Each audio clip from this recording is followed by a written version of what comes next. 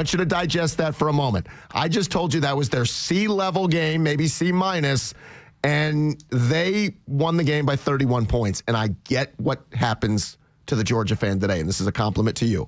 Your expectation is at such a high, unrealistic level that a bad quarter sets you off, and a bad half angers you. It didn't take long for everybody's favorite Mike Bobo hater, Brian Hoyt, to send me the text in the first quarter. I missed Todd Monken. I go, bro, it's the first freaking quarter of the first game of the season. So then I did the search on Twitter, and there were the Bobo haters who give him no grace. You're not allowed a bad series. You're not allowed a bad quarter, and you're hell of sure not allowed a bad half. Georgia put up 34 in the game. They won the game by 31. They put up 447 yards. They beat a ranked opponent by 31 points. They didn't allow a touchdown, and that was a C- level effort. That's a hell of a compliment to them. Might not be unfair eval that based on what Georgia can do, that wasn't even all their real players. Like Etienne's one of the best backs in America. Nate Frazier doesn't look like he's too bad himself, but I mean, Etienne's just a grown-ass man that's played a lot of SEC football, so, like, they can get even better. Now, here's another thing before I just slap all this down. Don't discount what Georgia did. They had some missteps and whatever in the first half. Clemson's good. Clemson has some talent. Like, it really looks like there's some really elite players scattered throughout the two deep now versus what it used to be. But Clemson is a really good opponent. They're just nowhere near Georgia now. All right. Here's why, despite everything I just said, wasn't one moment in that game I ever thought Georgia was going to lose. Not one. Mm-hmm. First half possessions. Clemson gets the ball. They drive to their own 27, their own 26. Is that a drive? Their own 48, their own 34, and their own 32. That was Clemson's first half possessions. I was like, they're not winning. Mm-hmm. Like, I know Georgia has 6. Clemson's not winning today, and Kirby knew it too. I think it's just a big picture reminder, though, that Georgia a few years ago, when they played their C- game, that might have been a 20-17 game. That might have been a 14-10 kind of game. That Notre Dame thing, or they're actually defending a pass at the end. Can I give you another one? Georgia played Clemson 3 years ago, and it was a 10-3 game. That was a C-level game.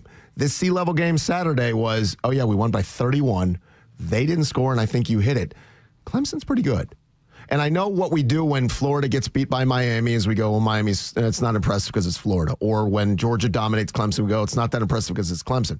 It's a pretty salty defense. Give them some points. Some. Right? It's a pretty salty defense that is a ranked opponent, and you won by 31. It's a great place where the Georgia fan base is, but it's also one of smaller returns, smaller happiness of, that's a bad quarter. We can't have a bad quarter. Oh, that was a disappointing half. Yeah, you can. It's okay. September or August 31st, you can have a disappointing quarter. There's going to be another disappointing quarter on the 17th of September, and there might be one on October 3rd. It's part of what you're going to deal with. And Georgia's so good that they will get to their B-level game, and there will be an A-level performance. And when they get the A-level, Katie barred the door of how much they're going to dominate people. But Saturday, there's nothing to worry about. Mike Bobo's fine. The offense is good. Georgia's dominant. They won by 31 over a ranked opponent with a C-level performance. They really did. And I was mentioning this before. When you look at Clemson, look at the rest of Clemson's schedule, okay? Like the Florida State thing doesn't look quite as daunting. The Florida thing doesn't look quite. Look at the rest of the South Carolina thing doesn't look quite as daunting. This is a team that could represent the ACC in Charlotte, absolutely. You might have just beat a conference champ by 31 points. You might. I'm not as high on them because of Klubnik as you are. I don't know that there's explosive playmaking ability there. But regardless, let's say they're an 8 or 9. I don't care. Yeah. They're a ranked opponent. Yeah. And openers, I'll say it 50 straight. Openers are weird. Stuff happens in openers where you're like, it just doesn't look like it might not be cranked up. You're not hitting on all cylinders. You're not doing everything yet. And that goes for the play caller sometimes, and that goes for the quarterback, and that goes for the offense. And I think you saw that on display Saturday.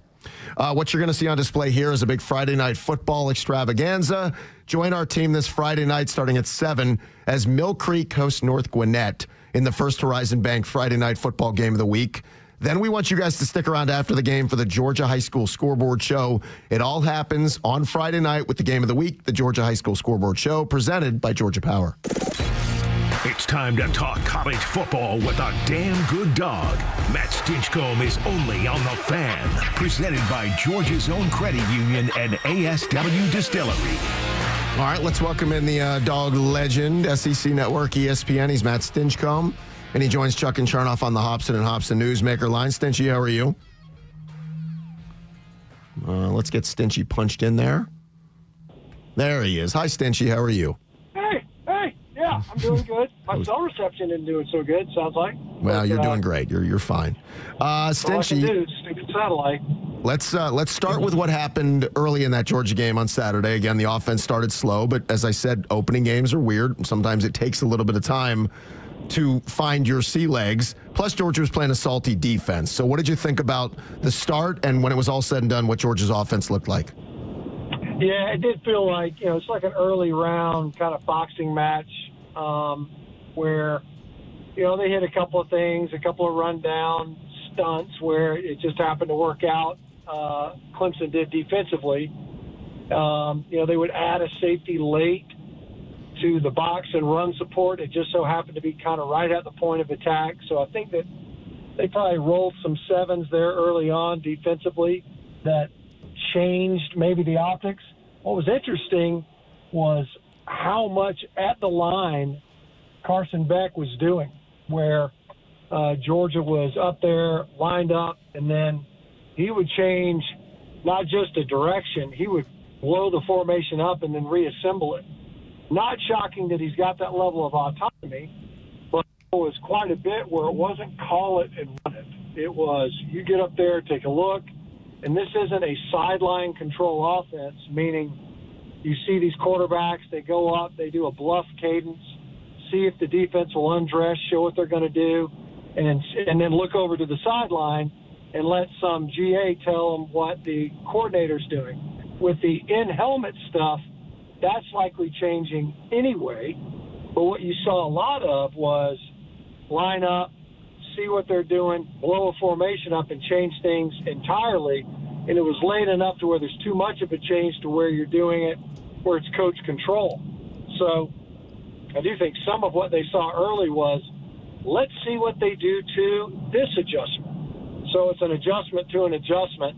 The other piece of it, too, was that, as you pointed out, Clemson's pretty good defensively. And I think that they're going to give some teams a lot of problems, especially on that side of the ball. That front seven is a really good front seven.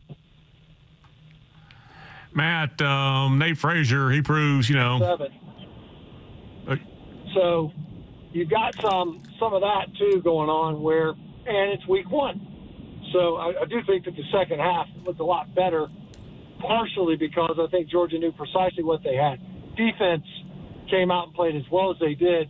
I don't feel like they were ever threatened. And so because of that, it does change the way you attack a team, knowing that you're probably not threatened defensively.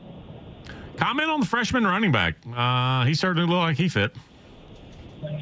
Yeah, you hear a lot of camp buzz on guys, and I have kind of gotten to the point where I'm like, It's always a guy who's, it's the new kid kind of juice that, oh, wow, what do you see, fill in the blank. And then you never really see him on the rug during the year. This guy, Frazier kid, was totally different. Not at all just preseason hype kind of guy, legit. And as advertised, you get the juice out of practice, and you think, maybe the kid's like that. Maybe he's not. He's probably getting more reps because they're resting the veteran legs. This dude was exactly what you heard he was going to be, and then some. Great receiver out of the backfield, was not scared to stick his foot in the ground. The first run, I'm trying to think, one of his first carries, he just slams his head up in there. Ends up kind of looks like he tripped, picked up 4 yards. A lot of times you see true freshman running backs, and they don't realize that, that little sliver, that little narrow opening that in high school you would bounce. No, that's the hole. Go hit that. And he didn't seem to have that difficulty at all. Now, there's no doubt he can get out in space and get loose. He'll absolutely be able to bounce some runs. But to see him do that early on early touches, it's like, man, maybe this kid really is different.